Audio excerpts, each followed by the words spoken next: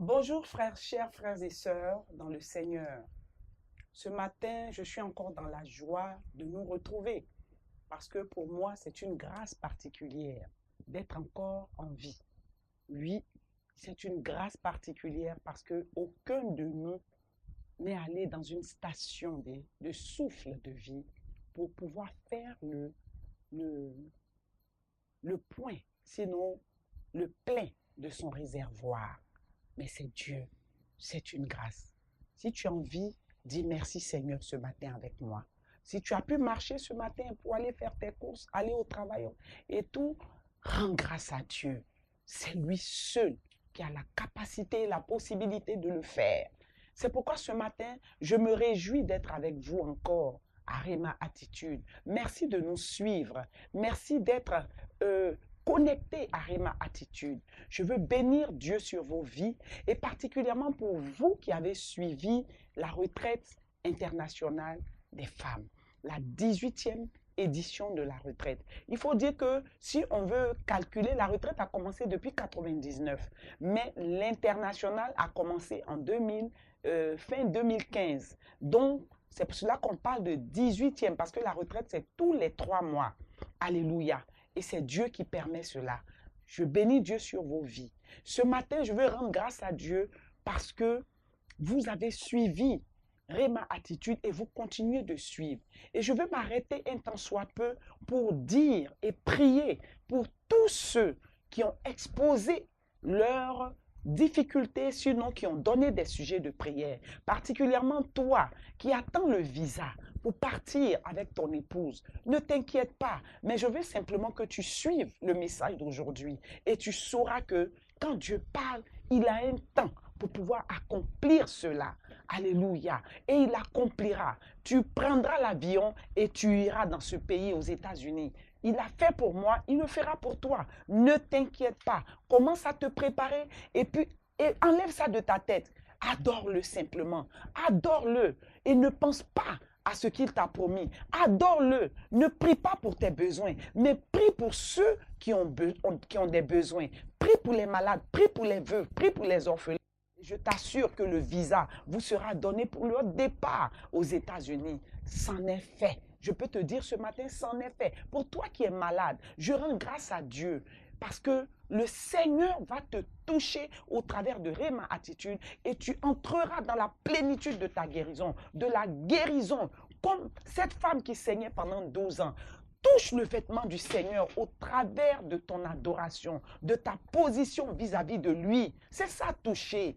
En te basant sur la parole de Dieu, médite la parole de Dieu et tu verras que la maladie n'a pas de pouvoir sur ta vie. Pour toi qui es encore au chômage et qui cherche du travail, je te déclare en ce 3e jour du mois d'avril, le mois de la grâce, le mois de l'équilibre, que Dieu t'ouvre les portes, quels que soient les diplômes que tu as. Je dis, on ne te proposera même pas. Les mystiques ont l'habitude de proposer d'autres choses pour qu'on puisse t'embaucher. Mais je te dis que, et je te déclare ce matin, que Dieu t'a déjà positionné dans le travail où tu dois être maintenant. Reçois cela parce que tout est accompli pour toi. Pour toi qui attend un enfant, réfère-toi à Zacharie pour voir comment Zacharie et Élisabeth se sont comportés pour entrer dans la plénitude de leur exaucement. Et tu verras que cela est accompli.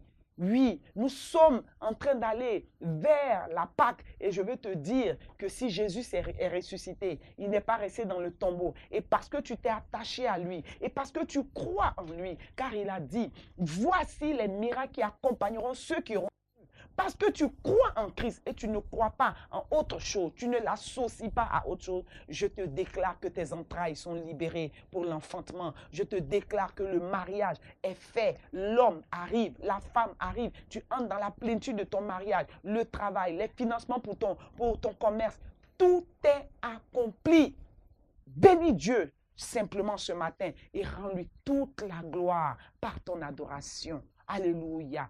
Que Dieu vous bénisse pour vous qui suivez. Recevez la grâce, recevez l'accomplissement, recevez l'exaucement en ce jour et que Dieu vous bénisse encore une fois au nom de Jésus-Christ de Nazareth. Alors ce matin, je vais rendre grâce à Dieu sur toute l'équipe de Rema Attitude, vous qui qui est toujours à mes petits soins pour pouvoir réaliser cela. Vraiment que Dieu vous bénisse et Dieu vous donne d'entrer aussi dans la plénitude de vos promesses. Amen. Alors ce soir, ce matin plutôt, nous allons parler de quelque chose. Dieu ne t'a pas oublié. Voici le thème de mon message ce matin. Dieu ne t'a pas oublié. Pourquoi t'inquiètes-tu? Dieu ne t'a pas oublié. Alléluia. Et nous allons partir sur la base de la parole de Dieu. 2 Samuel 9, verset 1 au verset 13. Nous allons lire cette parole. La Bible dit, David dit, reste-t-il encore quelqu'un de la maison de Saül pour que je lui fasse du bien à cause de Jonathan? Alléluia. Il y avait un serviteur de la maison de Saül nommé Tsiba que l'on fit venir auprès de David le roi. Alléluia. Et le roi lui dit, es-tu Tsiba? Et il répondit, ton serviteur. Le roi lui dit, n'y a-t-il plus personne de la maison de Saül pour que j'use envers lui de la bonté de Dieu? Et Tsiba répondit au roi, il y a encore un fils de Jonathan perclus des pieds. Le roi lui dit, où est-il? Et Tsiba répondit au roi, il est dans la maison de Kir, fils de Amiel, à Lodébar. Dis avec moi, Lodébar. Alléluia. Le roi David l'envoya chercher dans la maison de Makir, fils d'Amiel, à Lodébar, et Mephibosheth, alléluia, fils de Jonathan, fils de Saül, vint auprès de David, tomba sur sa face et se prosterna. David dit à Mephibosheth, et il répondit à Mephibosheth, et il répondit, voici ton serviteur. David lui dit, ne crains point, car je veux faire du bien à cause de Jonathan. Alléluia. Ton père, je te rendrai toutes les terres de Saül, ton père, et tu mangeras toujours à une table, à ma table. Il se prosterna et dit, qu'est ton serviteur pour que tu regardes un chien mort, oh, tel que moi? Le roi appela Tsiba, serviteur de Saül, et lui dit, je donne au fils de ton maître tout ce qui appartenait à Saül, à toute sa maison. Tu cultiveras pour lui les terres, toi, tes fils et tes serviteurs, et tu feras des récoltes afin que le fils de ton maître ait du pain à manger. Et Mephibosheth, fils de ton maître, mangera toujours à ma table. Alléluia. Or, Tsiba avait 15 fils et 20 serviteurs. Et il dit au roi, ton serviteur fera tout ce que le roi, mon seigneur, ordonnera à son serviteur. Et Mephibosheth mangea à table, à la table de David, comme l'un des fils du roi. Mephibosheth avait un jeune fils nommé Mika, et tous ceux qui demeuraient dans la maison de Tsiba étaient serviteurs de Mephibosheth. Mephibosheth habitait à Jérusalem, car il mangeait toujours à la table du roi. Il était boiteux des 2 pieds. Alléluia. Voici la parole sur laquelle je vais te parler. Mon frère, ma soeur, Dieu ne t'a pas oublié. La Bible dit que David était un tant soit peu assis et il a pensé à quelque chose. Et il a appelé ses serviteurs et il leur a demandé, y a-t-il encore dans la famille de Saül quelqu'un à qui je puisse faire du bien? Et je veux dire ce matin, y a-t-il encore dans la famille dis ton nom, de ton père, dans la famille de ta mère, quelqu'un à qui je puisse faire du bien? Dis, c'est de moi qu'il s'agit. Alléluia. Et la Bible dit que Tsiba, un des serviteurs de Jonathan, est venu. Et il a dit, oui, il y a encore le fils de Jonathan qui est perclus des pieds, qui est à Lo-débar. Et David lui a dit, va me le chercher. Ce matin, je suis venu te dire, mon frère, ma soeur, toi qui crains Dieu, toi qui es loyal, toi qui es intègre, toi qui es déterminé à rester accroché à Dieu. Alléluia. Je suis venu te dire que tu as du prix aux yeux de Dieu. Pourquoi t'inquiètes-tu? À Lo-débar, il n'y a pas de communication. À Lo-débar, quand tu es à Lo-débar et que ce n'est pas le Dieu, tout ce que tu fais ne s'accomplit pas. Tu peux passer un concours, tu peux passer un entretien, tu peux partir jusqu'à la fin de ton entretien et puis au moment où tu espères, on prend quelqu'un d'autre. Ce n'est pas le temps de Dieu. Mais ce matin, je suis venu te dire que tu es dans la saison de l'exaucement. Tu es dans la saison de l'accomplissement. Tu es dans la saison de la matérialisation de ce que Dieu veut faire. C'est pour cela que Dieu pose la question ce matin. Y a-t-il quelqu'un dans la maison de ton père, dans la maison de ta mère, à qui je puisse faire du bien? Oui, c'est de toi qu'il s'agit. Mephibosheth était le fils de Jonathan. Et lorsque Mephibosheth, il avait 4 ans, lorsque son père a été tué, il a appris, sa mère a appris que son père, son grand-père Saül avait été tué, son père Jonathan avait été tué, et sa mère, prise de peur, a pris son fils, et quand elle a voulu le mettre sur son dos, l'enfant est tombé du dos. Et quand il est tombé du dos, il s'est brisé les pieds. Il n'avait plus de pieds. Il s'est cassé les pieds. Et c'est comme ça que dans la peur, elle a pris son enfant parce qu'elle avait peur qu'on tue aussi son fils. Alors que David n'avait pas. Il n'avait même pas le temps pour ça. David n'était pas là pour le tuer.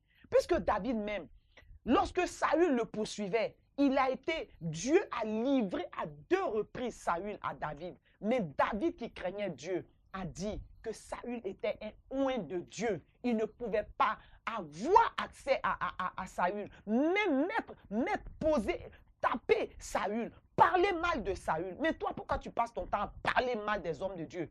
Pourquoi tu passes ton temps, au lieu de méditer la parole, à critiquer, à extrapoler, à souiller, à dire des choses que tu ne dois pas dire? Sors de Lo-débar.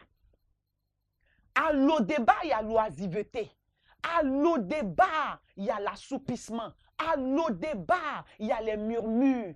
À Lo-débar, il y a beaucoup de choses qui s'opposent. Alléluia. Mais dis à ton voisin et dis à ta soeur, dis toi-même, parle à toi-même ce matin, dis, je sors de Lo-débar parce que je ne suis pas né pour Lo-débar. Je ne suis pas faite pour Lo-débar. Je ne suis pas un enfant de Lo-débar. La Bible dit que Mephibosheth était sur les dos de sa mère, les pieds cassés. Sa mère s'est retirée à Lo-débar avec lui. Elle a tout fait. Elle a soigné les pieds de son fils, mais ils étaient à Lo-débar. À Lo-débar, il n'y a pas à manger. À Lo-débar, il n'y a pas entretien de travail. À Lo-débar, il n'y a pas embauche. À Lo-débar, il n'y a pas enfantement. À Lo-débar, il n'y a pas mariage. C'est un lieu silencieux. C'est un lieu où il n'y a pas d'exaucement. Un lieu sans communication. Et voilà que à Lo-débar, Mephibosheth qui était à Lo-débar, il n'y avait pas de communication, il n'y avait pas qu'est-ce qu'on peut dire, d'exaucement. Mais Lo-débar, Mephibosheth est entré en lui-même. Quand sa mère lui a expliqué l'histoire de sa vie, il a dit, maman, cette histoire n'est pas mon histoire, mais moi, j'ai l'assurance d'une nouvelle histoire me concernant. Parce que moi, je ne suis pas né pour vivre à Lo-débar. Dis avec moi, je ne suis pas né pour vivre à Lo-débar. Je ne suis pas né pour rester à Lo-débar, mais je vais sortir de Lo-débar. Alléluia. Et la maman de Mephibosheth a expliqué à Mephibosheth. Mais Mephibosheth a dit, il sait combien d'années plus tard, il avait 4 ans quand sa mère l'a amené à Lo-débar. Mais quand il sortait de Lo-débar, il avait plus de 25 ans. Parce que la Bible dit qu'il a eu un enfant qui s'appelait Mika. Le débat, Mephibosheth n'était plus un enfant de 4 ans qu'il était. Il est monté, il a vécu, il a grandi en âge. Alléluia.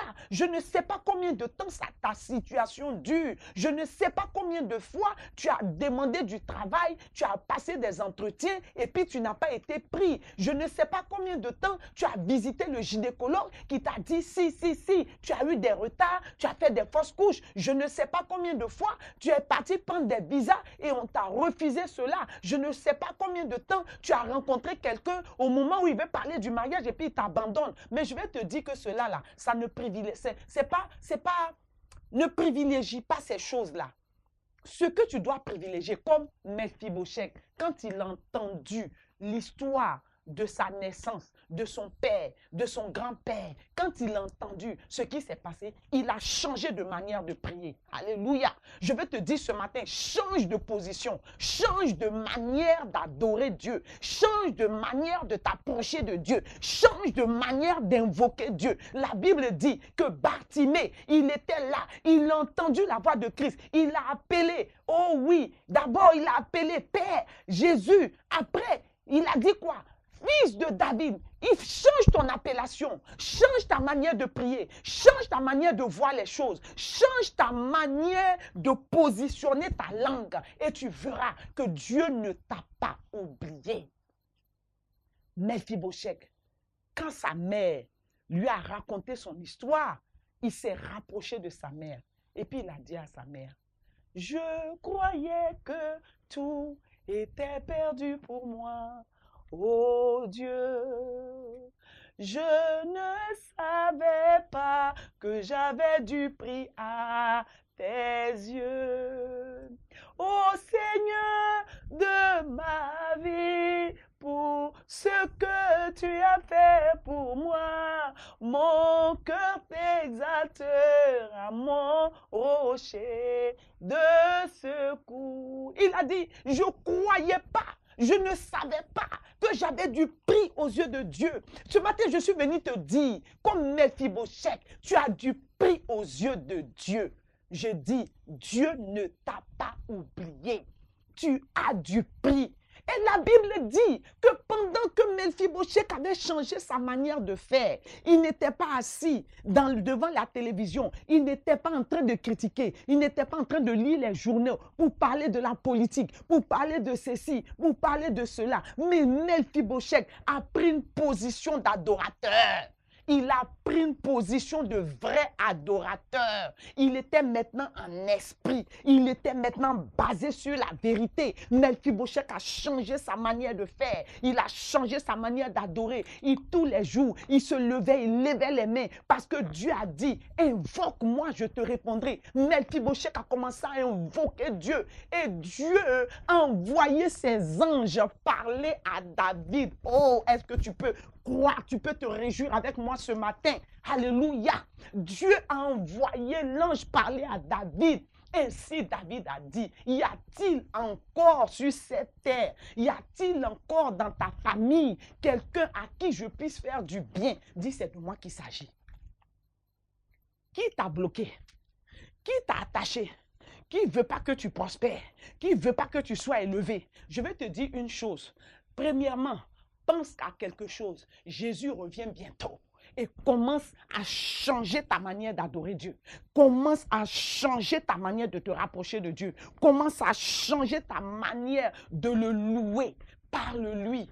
J'ai dit, quand tu vois le blocage, ne commence pas à prier. Il y a un temps pour dire et puis il y a un temps pour lever les mains seulement pour dire, quand je lève mes mains, même si j'ai des problèmes, quand je lève mes mains, même si je n'ai plus rien à cirer. Oh, Mais quand je lève mes mains, il y a une onction qui descend, une onction qui arrive, une onction qui me communique quelque chose de grand et de fort. Mephibosheth était dans cette position d'adorateur vrai. Il n'avait plus le temps de parler. Oui, ce David-là, il l'a poursuivi. Il n'a pas dit qu'il était ami à mon père. Il n'a pas dit que ceci. Oui, ce David-là, il est mauvais. Oui, ce David-là. Et puis David a fait comme ça. Et puis David a fait ceci. Il était gonflé. Et puis David même là. Et puis David a pris la femme d'Uri, il a tué, et ça ne te regarde pas. Ça ne te regarde pas. Tous ces détails-là, quand tu les rassembles, ça forme une grosse pierre devant toi. Tu ne peux plus passer pour entrer dans la plénitude de tes bénédictions. Laisse tout ça. Quitte dans ça. David est jaune, ce n'est pas ton problème. David est bleu, ce n'est pas ton problème. David ment, ce n'est pas ton problème. David s'est battu, ce n'est pas ton problème. Tout ce que Dieu te demande, il dit, regarde à moi et commence à m'adorer. Invoque-moi et je te répondrai. Parce que les projets que moi, Dieu, j'ai formulés pour toi, tu les connais. Projets de bonheur et non de malheur. Si le malheur t'atteint, cela ne vient pas de moi. Mephibosheth a pris une position. Mephibosheth a commencé à adorer Dieu. Mephibosheth a commencé à dire à Dieu, tu es le meilleur, tu es le véritable, tu es l'ancien des jours, tu es le réel, tu es l'homme qui dit et personne ne peut le contredire. Seigneur, tu es celui-là que lorsque Satan met le point, tu viens, tu mets la virgule et la phrase continue. Oh Dieu, la Bible dit que tu es le rocher des siècles, la lumière, oui, l'étoile brillante du matin. La Bible dit que quand tu ouvres une porte, personne ne peut fermer. Quand tu fermes, personne ne peut ouvrir. L'admirable conseiller, tu es le même hier, aujourd'hui, éternellement. Tu es omnipotent, tu es omniscient, tu es omniprésent. J'ai dit, quand tu vas rentrer dans cette position d'adorateur, que tu vas commencer à citer son nom, tu t'appelles Yahweh Jireh, tu t'appelles Yahweh Rapha, tu t'appelles Yahweh Shekenu, tu t'appelles Yahweh Roy, tu vas commencer à citer son nom. Dieu aime ça. Dieu aime qu'on parle de lui. Mephibosheth était dans cette position et il a levé Dieu. Alléluia. Quand tu pries, je veux te donner un secret. Mephibosheth n'a pas prié pour dire, Dieu, je veux que tu me sortes de ces problèmes. Regarde, mes pieds sont cassés, je ne peux rien faire. Non, non, non, non, non. Mephibosheth n'a pas cherché la main de Dieu. Mephibosheth a cherché la face de Dieu. Va devant le trône de Dieu pour ton travail. Ne parle plus, ne dis pas, Seigneur, mon travail. Dis-lui, Seigneur, tu es grand. La Bible dit qu'au commencement, tu as dit à l'homme, oui, à la sueur de ton front, tu vas travailler. Dis-lui, Seigneur, je sais une chose, tu m'as dit dans ta parole que tu es l'ancien des jours. Et quand tu parles, tu accomplis ta parole. Tu n'es point un fils pour mentir, ni un fils d'homme pour te repentir. Ce que tu déclares de ta bouche, tu l'accomplis. Ce n'est pas toi qui as demandé à Ézéchiel de prophétiser sur les ossements desséchés. En moi, il y a des ossements desséchés. Ézéchiel est un homme de la même nature que moi. Alors moi aussi, je proclame que tout ossement desséché en moi reprenne vie. C'est ainsi que Mephibosheth a parlé. Et qu'est-ce qui s'est passé? La Bible dit, David, assis dans son royaume, alléluia, Dieu sur son trône, a regardé et puis il dit, mon enfant, oh, il a appelé les anges, il dit, je veux que vous descendez maintenant à l'instant, allez-y, mon enfant, ma fille a besoin de travail, ma fille doit se marier parce qu'elle est sortie d'une côte, oh oui, ma fille doit avoir, oh oui, maintenant le travail, la maison qu'elle veut, elle doit avoir, oui, parce qu'elle ne se soucie pas. Mais elle est en train de me louer, elle est en train de m'adorer, elle crie à son âme, elle demande à son âme de me bénir tous les jours. Allez, mon fils, oui, mon fils est en train de demander, il ne demande plus le travail, il ne pleure plus parce qu'on ne l'a pas embauché, il ne pleure plus parce qu'on a donné le travail à quelqu'un, mais il est en train de m'adorer, il est en train de m'allouer. C'était la position de Mephibosheth. Et la Bible dit que Mephibosheth, quand on allait le chercher, qu'il arrivait, il n'a pas commencé à admirer la maison de David. Il n'a pas commencé à admirer, regarder. Oh oui, regardez, il a pris les biens de mon père. Il a 3 voitures. Il n'a pas regardé à ça. La Bible dit que quand il est arrivé, d'abord il avait peur. Parce qu'on allait le chercher sous l'ordre de qui? De David. C'est comme ça que je dis, Dieu enverra te chercher. Le travail pour lequel tu as passé des entretiens, Dieu enverra chercher. Et puis, on va te faire asseoir. Peut-être même que tu n'as pas passé d'entretien. Et puis, on va te positionner. Tu vas travailler. L'enfant que tu attends depuis des années, c'est comme ça, comme Mme Kwasi. Ça va te surprendre. Tu vas aller à l'hôpital parce que tu as mal au ventre, parce que tu as des démangeaisons, parce que tu fais la fièvre, parce que tu as mal à la tête. Et quand on va regarder tes examens, on va te dire que tu es enceinte. Je dis, pour comment dirais-je, la maladie qui est en train de te ronger, tu vas commencer à te sentir bizarre par la maladie. Et quand tu vas arriver, on va dire, on va refaire. Quand on va refaire les examens, le mal va disparaître. Mon frère, ma soeur, je dis, je suis un témoin oculaire et auriculaire du Seigneur. Il a fait dans ma vie. J'avais un problème, des douleurs dans le ventre. Et je me suis levée un matin. J'ai dit à mon mari, il faut que je parte voir le médecin. Je suis partie voir le médecin dans une clinique juste à côté de la maison. Et le médecin m'a donné des examens à faire, des bilans de sang. Je fais le bilan de sang. On va faire l'échographie. Mon ami, le médecin, c'était mon ami. J'ai travaillé avec lui en tant que sage-femme. J'ai été sage-femme hier. Et qu'est-ce qu'il fait? Il fait l'échographie. Il me dit, ma soeur, tu as une tumeur dans le ventre. Je lui ai dit, docteur, toi-même tu meurs. Il a commencé à rire. Il dit, voilà vos choses là. Vous les chrétiens là, voilà vos choses. Il dit, toi-même tu meurs. Ce n'est pas de moi qu'il s'agit. Et j'ai pris les résultats, je vais donner au médecin. Le médecin me prescrit des médicaments à hauteur de 50 000 francs. Mon mari me demande de rentrer à la pharmacie pour aller prendre les prix. On va acheter les médicaments. Je suis partie, je dis, reste dans la voiture. Je suis partie prendre les prix. Ça faisait 50 et quelques mille. Je suis venue, il dit, bon, tiens, l'argent, va payer. Il m'a remis l'argent pour aller payer les médicaments. Je rentre pour payer les médicaments. Je sors, je ne paye pas les médicaments. Je monte dans la voiture. Je dis, papa, allons à l'église. Il dit, mais tu as payé les médicaments? Je dis, allons à l'église. Je ne paye pas les médicaments. Maintenant, je vais payer après. Et je suis venue à l'église directement. Je suis allée devant le trône de Dieu. Je me suis prosternée. Puis j'ai dit à Dieu, tu m'as donné un utérus sain. Quand je naissais, tu m'as donné un utérus propre. Et de cet utérus, tu m'as fait sortir 7 enfants. Actuellement, j'ai des douleurs. Ce mal-là n'est pas mon mal. J'ai une alliance avec toi. J'ai une alliance avec la vie. J'ai une alliance avec Rapha. Je n'ai pas une alliance avec la maladie. Alors, Seigneur, l'ordonnance qu'on vient de me prescrire fait 50 et quelques mille. Voici l'argent. Je suis venu te faire don de cet argent. Parce que ce mal, il doit partir. Je n'ai pas de lien avec lui. Et quand j'ai fini, je suis montée dans la voiture, j'arrive à la maison, je rentre dans ma chambre, je ferme la porte. Mon mari était dépassé. Mais tu ne payes pas tes médicaments. Je dis, papa, je ne paye pas les médicaments. Si je paye les médicaments, je suis en train de confirmer ce que le médecin m'a dit. Ça n'est pas de moi qu'il s'agit. Je refuse cela aujourd'hui, je refuse cela demain. Je suis rentrée dans ma chambre, j'ai fermé la porte sur moi et puis j'ai regardé mon ventre et j'ai commencé à parler à mon ventre. Tu t'appelles, tu meurs, il paraît. Je ne te connais pas. Je n'ai pas d'alliance avec toi. Je n'ai pas fait d'études pour ça. Mais tu te promenais dans la rue comme ça, dans ton oisiveté, cherchant qui détruit. Et puis tu as trouvé peut-être un siège en moi et tu es venu t'asseoir. Mais j'ai fermé la porte pour te dire que tu t'es assez reposé. Prends tes bagages, sors de mon ventre et au nom de Jésus, parce que je n'ai pas. Parce que mon Dieu m'a dit, en mon nom, tout genou fléchira. Il a dit quoi? Il dit, en mon nom, les malades seront guéris. Alors tu fais quoi dans moi? Allez, il faut partir. Je n'ai pas d'alliance avec toi. Avec toi, je n'ai pas d'alliance. Je n'ai pas de contrat avec toi. Il faut partir. J'ai une alliance avec le roi des rois, le seigneur des seigneurs, le lion de la tribu de Juda. J'ai une alliance avec El Rapha. Au nom de Jésus. Amen. J'ai fermé la porte. Je suis sorti.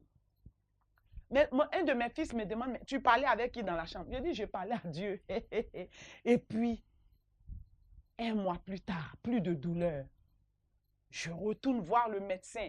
Je dis, docteur, je suis venu refaire mon échographie parce que je sais que mon Dieu a opéré quelque chose d'extraordinaire en moi. Et la foi est la ferme assurance des choses qu'on espère. Qu'est-ce que tu espères? Mephibosheth a espéré. Il espérait qu'un jour, il allait sortir de l'eau départ. Il a dit, mon histoire doit changer. Je n'appartiens pas. Ce n'est pas de moi qu'il s'agit. C'est vrai, je suis petit-fils de Saül. Saül, tout ce qu'il a fait, ça n'engage que lui.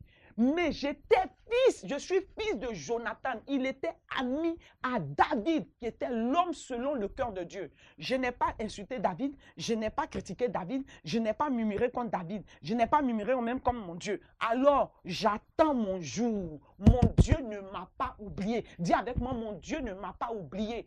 Et mes frères, je dis, mon Dieu ne m'a pas oublié. Un mois plus tard, je vais faire l'échographie. Le médecin, je vois le médecin qui crie, qui est en extase, qui dit, mais c'est pas possible. Tu as une utérus d'une jeune fille de 15 ans, ça veut dire que tu peux faire encore des enfants. J'ai dit, non, je ne suis pas encore arrivé là-bas. Mais si déjà, tu me dis que ce que toi-même tu avais vu hier n'est plus, je veux simplement rendre grâce à Dieu. Qu'est-ce que Dieu ne peut pas faire pour toi? J'ai dit, Dieu ne t'a pas oublié. Et Mephibosheth est arrivé dans la maison du roi. Il n'est pas resté là pour regarder, oui, Dieu, non, non, non, non, non, non, non. La Bible dit que quand il est arrivé, il s'est prosterné. Même dans la maison du roi de David, quand il est arrivé, il était dans une position d'adorateur. Est-ce que toi, tu es dans cette position d'adorateur? Ma chérie, mon frère, ma soeur, je t'en supplie, laisse tes entendements bizarres. Laisse tes pensées bizarres, laisse ton langage bizarre, tout ce qui sort de ta bouche au travers de ce que tu vois. Qu'est-ce que l'apparence a à voir dans ta vie? Attache-toi à la vérité. Mephibosheth est rentré, Dieu lui a dit, alléluia, comme toi, Dieu te dit ce matin, tu vas manger à la table du roi, car je suis le Dieu qui sort l'indigent du fumier et qui le fait asseoir à la table des rois. Oui, tu vas t'asseoir à la table des rois. C'est quelle société? Dans quelle société tu veux travailler? Je dis, va et dis, Dieu dit, tu t'en positionnes. Je dis, Dieu ne t'a pas oublié. Et Mephibosheth a été localisé par le Seigneur. Il a été localisé par Dieu. Il a été localisé de l'O-Débat où il pleurait. Il pleurait. Mephibosheth pleurait. Dieu l'a sorti parce que c'était le temps de Dieu. Dieu ne l'avait pas oublié. C'était son temps. Le temps d'entrer dans la maison du roi. Le temps d'entrer, s'asseoir à la table du roi. Oui, Dieu l'a sorti du fumier et l'a fait asseoir à la table du roi. Mephibosheth est entré dans la plénitude de ses promesses, l'accomplissement de ses promesses, parce que dans sa tête, il s'est dit, non, non, non, non, non, maman, tu m'as raconté mon histoire, mais ce n'est pas de moi qu'il s'agit. Si Dieu, en tombant de ton dos, oui, a permis seulement que mes pieds soient perclus, oui, et qu'il m'a donné la vie, c'est que c'est le moment pour moi. Il ne m'a pas oublié. C'est maintenant pour moi. Dis avec moi, c'est maintenant pour moi. Je t'en prie, ne dis pas du bout des lèvres, mais que ce maintenant pour moi vienne du fond de ton cœur. Je t'en supplie, parce que tu es dans ta saison. L'équilibre, le mois d'avril, le mois de l'équilibre, le mois de l'accomplissement, le mois de la grâce, le mois de la faveur. Et la Bible pouvait dire, oui, l'Éternel est mon berger. Je ne manquerai de rien. Il me fait reposer dans de verts pâturages. Il restaure mon âme, il me dirige près des eaux paisibles et il fait quoi? Il me conduit dans les sentiers de la justice. Qui s'est levé contre toi? Qui veut s'opposer à toi? Dis à la personne, oui, la houlette et le bâton du Seigneur me rassurent.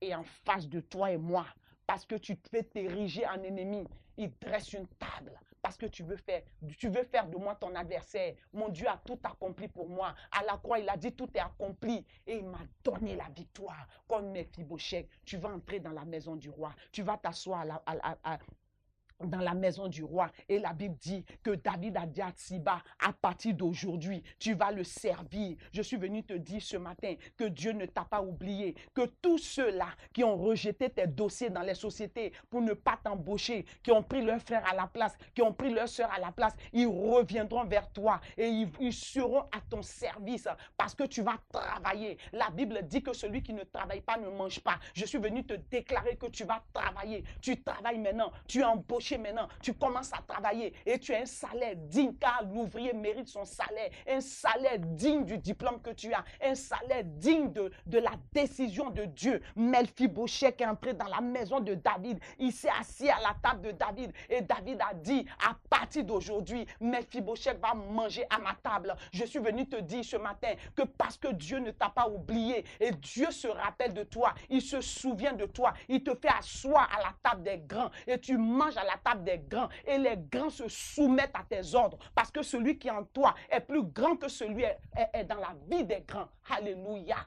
Qu'est-ce qui te manque? Mephibosheth avait des pieds perclus. Quand tu as des pieds perclus, tu ne peux pas travailler. Tu ne peux pas marcher. Tu ne peux pas avancer. Mais je dis, toi, tu as des pieds pour marcher. Tu as des pieds pour bouger. Tu as des mains pour bouger. Qu'est-ce que tu attends pour louer ton Dieu? Qu'est-ce que tu attends pour glorifier ton Dieu? Qu'est-ce que tu attends pour acclamer ton Dieu? Qu'est-ce que tu attends pour ouvrir ta bouche et dire, Seigneur, je te rends grâce parce que pour moi, tout est accompli. Mon frère, ma soeur, Mephibosheth, il n'avait personne pour lui prêcher cela. Hein. Il avait seulement sa mère pour lui raconter son histoire. Mais je veux te dire que Dieu change ton histoire ce matin. Il essuie tes larmes. Il essuie tes larmes. Il a changé ton histoire comme il a changé l'histoire de Mephibosheth. Oui, il a changé son histoire. Dieu ne t'a pas oublié. Dans quelle position te trouves-tu? Dans quelle attitude te trouves-tu? Dans quel comportement te trouves-tu? Non, ne perds pas courage. Tiens-toi debout comme Mephibosheth. Il avait les pieds perclus, mais il s'est levé. Il a dit, j'ai du prix aux yeux de Dieu.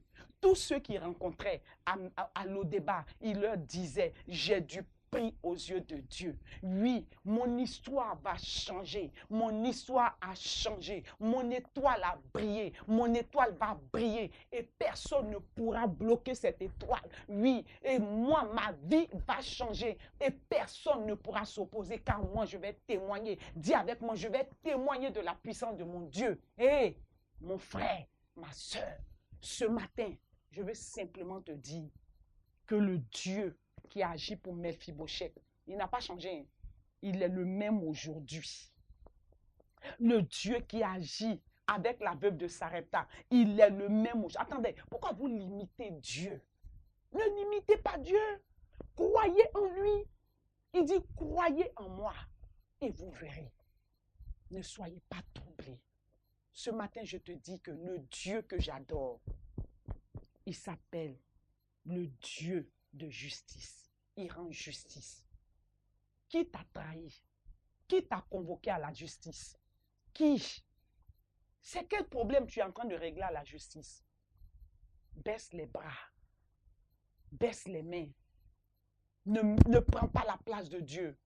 Regarde seulement à la croix et dis, Dieu de justice, lève-toi et parais. Oui. Il a dit, comme le psalmiste, oui, il dresse une table en face de mes adversaires et ma coupe déborde. Oui, ta coupe déborde. Parce que Dieu ne t'a pas oublié. Tu habiteras dans la maison de l'Éternel jusqu'à la fin de tes jours. Parce que je suis venu te dire ce matin que ce que Dieu t'a promis s'accomplira. Si ça ne s'est pas encore accompli, attends-là. Mais change de manière d'adorer Dieu. Change de position. Arrête de murmurer. Arrête de te plaindre. Arrête de parler. Quand Mephibosheth a su l'histoire de sa première vie, il a changé de position. Et puis il a dit à Dieu, tu n'as pas changé. Parce que moi je sais que ma vie a changé.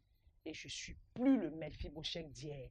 Parce que Dieu, tu ne m'as pas oublié. Tu te souviens de moi. Si mon père Jonathan est resté attaché à David jusqu'à sa mort, il a laissé une histoire, il a laissé un témoignage. Alors, à partir de ce témoignage, Seigneur, moi aussi, j'entrerai dans la plénitude de ma bénédiction, car tu as dit que tu bénis jusqu'à la millième de ceux qui t'aiment.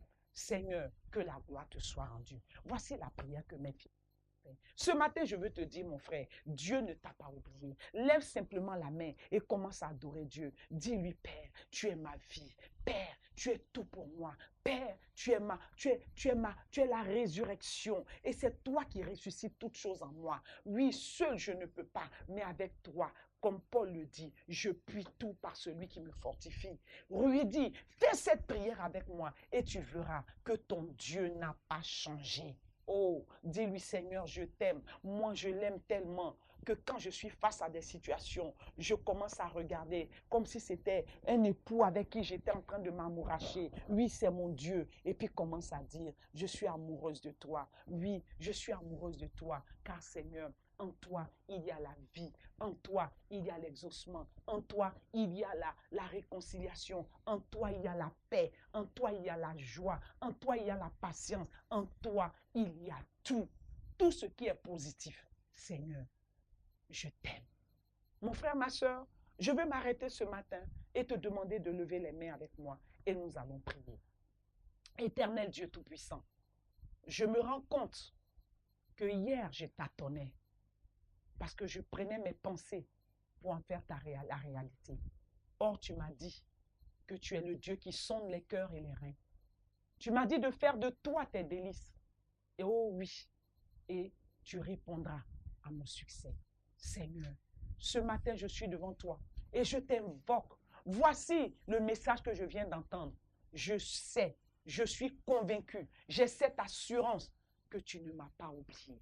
Mais comme Mephibosheth, tu as sonné maintenant, oh Dieu, la trompette, parce que je vais entrer dans la plénitude de mes bénédictions. Seigneur, je te rends grâce. Mon âme te loue, mon âme te bénit, mon âme t'exalte, mon âme te psalmodie. Parce que Seigneur, tu es mon Dieu, tu es ma vie, tu es tout pour moi. Je te bénis pour le minimum que tu me donnes pour subvenir à mes besoins. Je te bénis pour l'eau que tu me donnes pour me laver. Je te bénis pour tout, Seigneur. Oh Dieu, tu es vivant. Que la gloire te revienne pour ce que tu fais et pour ce que tu feras. Je te rends grâce pour ce que tu as déjà fait pour moi, parce que je sais que toi, quand tu dis, tu l'accomplis. Ainsi, Seigneur, ce matin, je veux te bénir. Le véritable, l'ancien des jours, le lion de la tribu de Juda, toi qui as ouvert une nouvelle porte pour moi, je veux te bénir. Au nom de Jésus-Christ de Nazareth, j'ai prié.